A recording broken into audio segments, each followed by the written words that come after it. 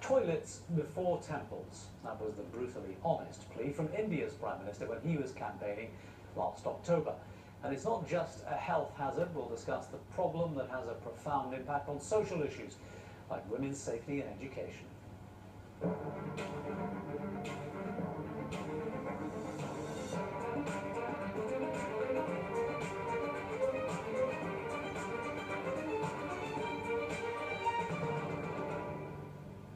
Hello, I'm Taimur Nabili. You're watching Between the Lines. Now, last week, two teenage girls in India went about their daily routine that should have been, well, routine.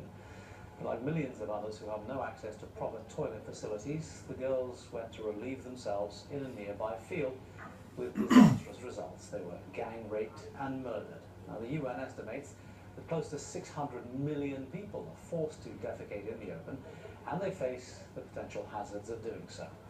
Well, the figure is a sharp improvement on the 1.3 billion that had no toilet facilities at all back in 1990.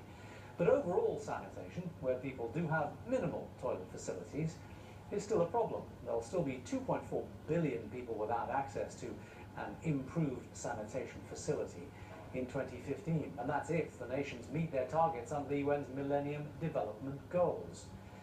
With me to discuss all these matters is David Sutherland, who's with the World Health Organization. He's a technical officer for water, sanitation and health at the WHO Southeast Asia office. David, thanks for being with us.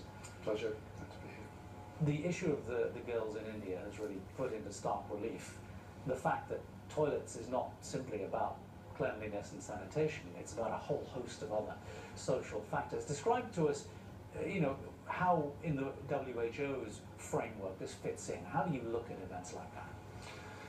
Yeah, well, WHO obviously is concerned with health issues, and sanitation has for many years been seen within the context of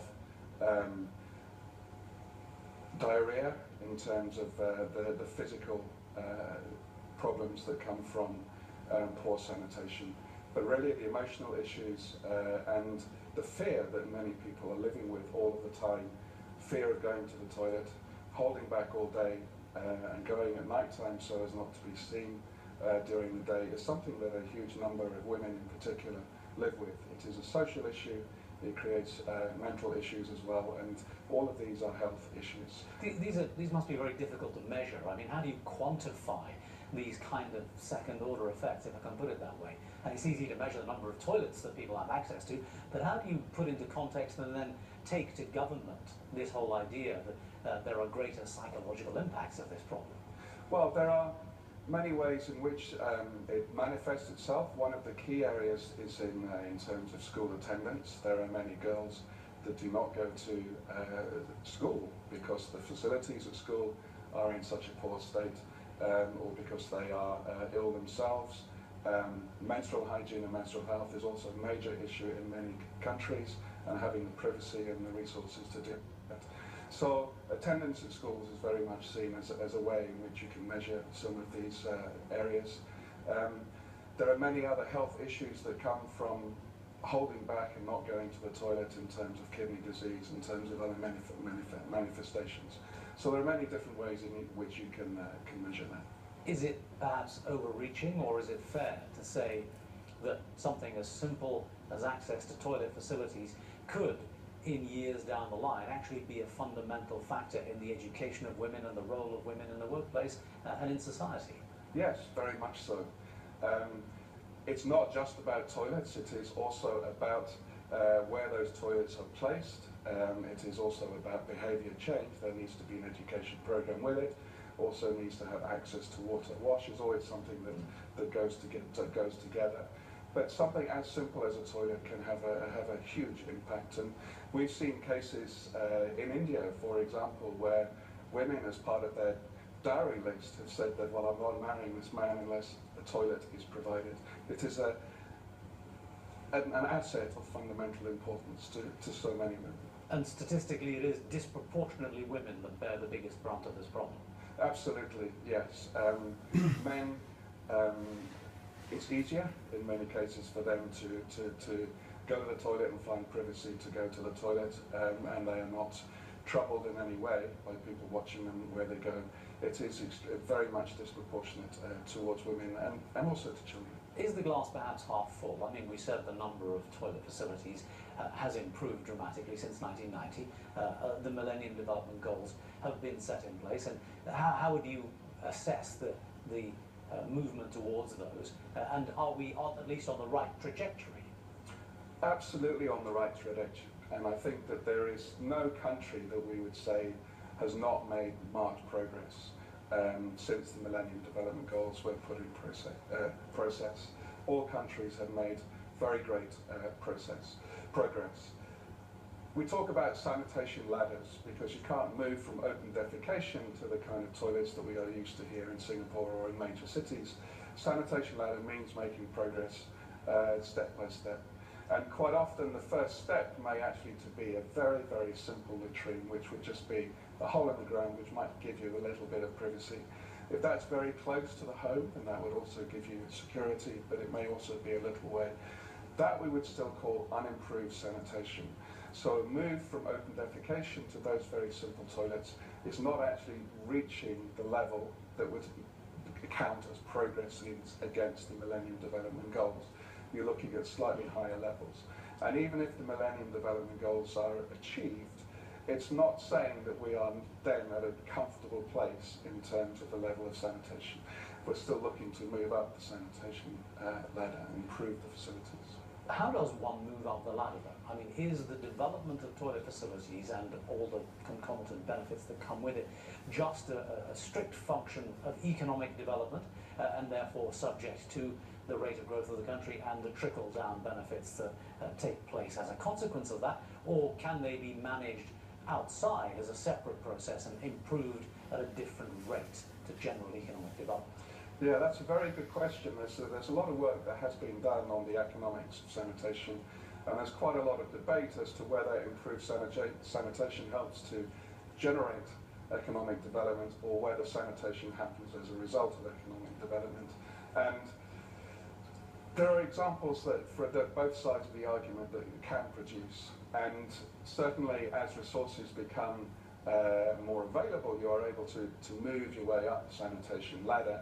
But in terms of making those first steps away from open defecation and the improved hygiene that goes with moving up the ladder, it's very much seen as being the areas where most benefit has been impacted has been working directly with communities through awareness raising and really working with communities to develop the facilities themselves, however simple they may be, is to get the feces out of the environment in which children and others can have access to it and into holes in the ground and protect it. And those first steps are very much seen as being community participation is very much the strongest way. In some cultures, they work with the whole community, so the whole community put pressure on individuals.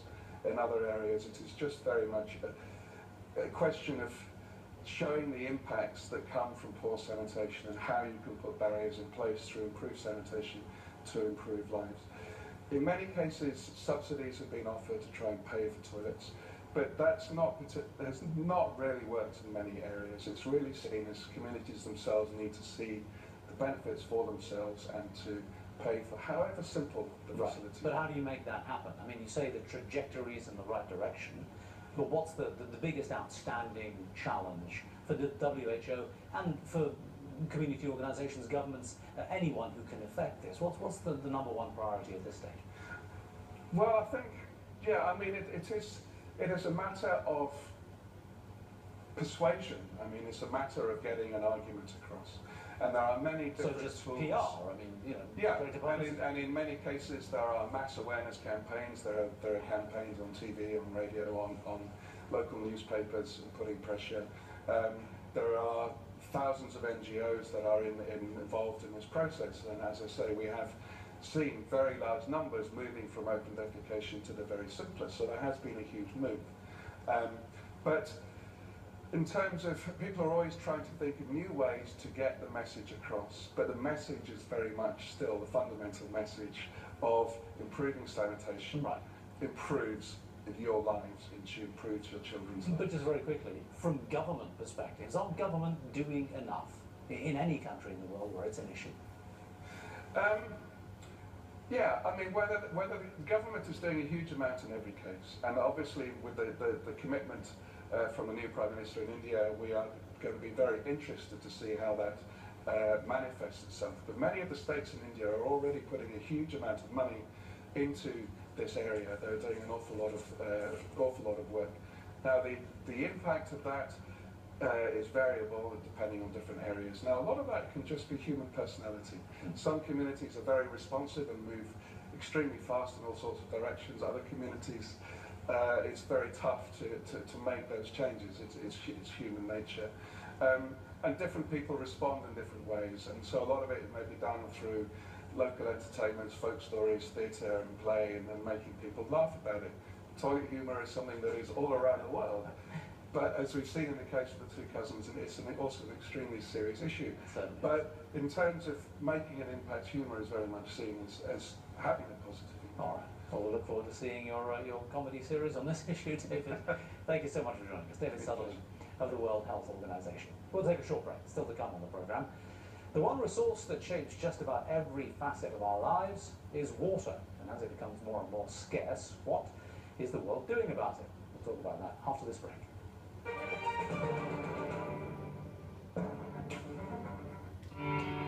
Next on SG Plus, as Singapore's population increases, has this made us less tolerant of our neighbours? Little things trouble us, and sometimes it has to do with loss of face when something happens.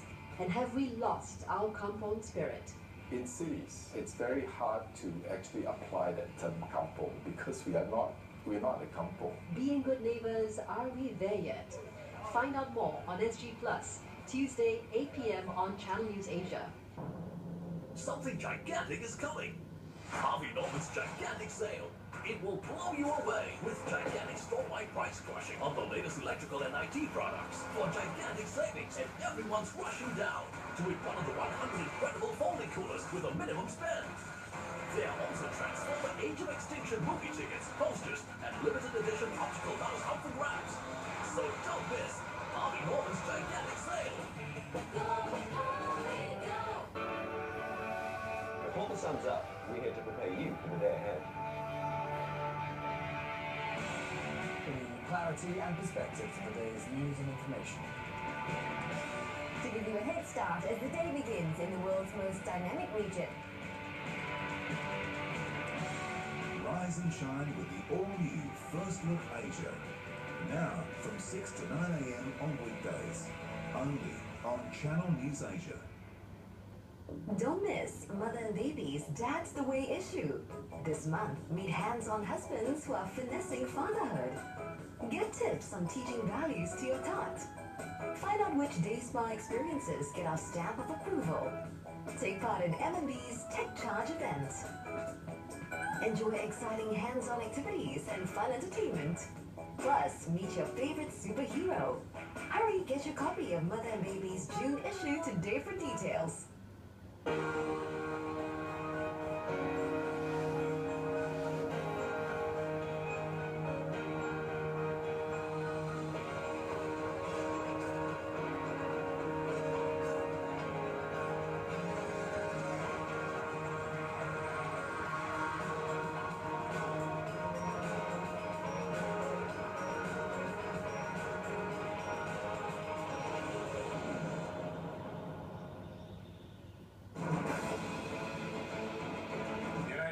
Will not look the other way when fundamental principles of the international order are being challenged.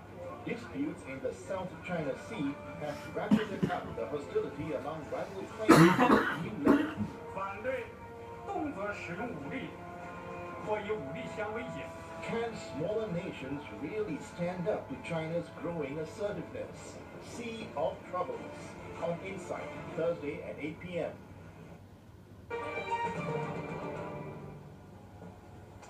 Welcome back to Between the Lines. Now, earlier we mentioned the UN Millennium Development Goals and how the world is unlikely to reach one target, at least, of improved sanitation for 75% of the global population. But in contrast, the goal of providing drinking water to at least 88% of the world, well, that has been achieved. In fact, it was achieved 5 years ahead of the 2015 deadline. But when it comes to fresh water for agriculture, industry and energy production, the world is facing a different situation. In fact, a water crunch that looks like it's only going to get worse. The UN says global demand for water is likely to increase by 55% by the middle of the century. Will global supply follow suit? Let's pick that up with Gert Bergkamp, who's Executive Director of the International Water Association. It's an organisation advocating for sustainable water management. Also, Gilbert Galliard, who's Director of Research and Development for PWN Technologies, a subsidiary of the Dutch water company supplier, the water supply company rather, PWN. Gentlemen, thanks very much for being with us. Thank you. Gilbert, let me begin with you. As far as providing water over the course of the next 20, 30, 40 years is concerned, what are the first things that pop into your head as being the most significant challenges and opportunities, I suppose?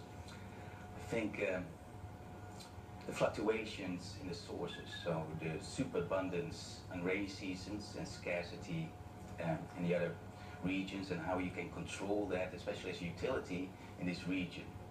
So try to catch it when it's raining, and try to use it and store it in times of scarcity. I think that's also. Is it just a management problem? Because there's surely politics involved in this conversation. There's certainly business involved in this conversation.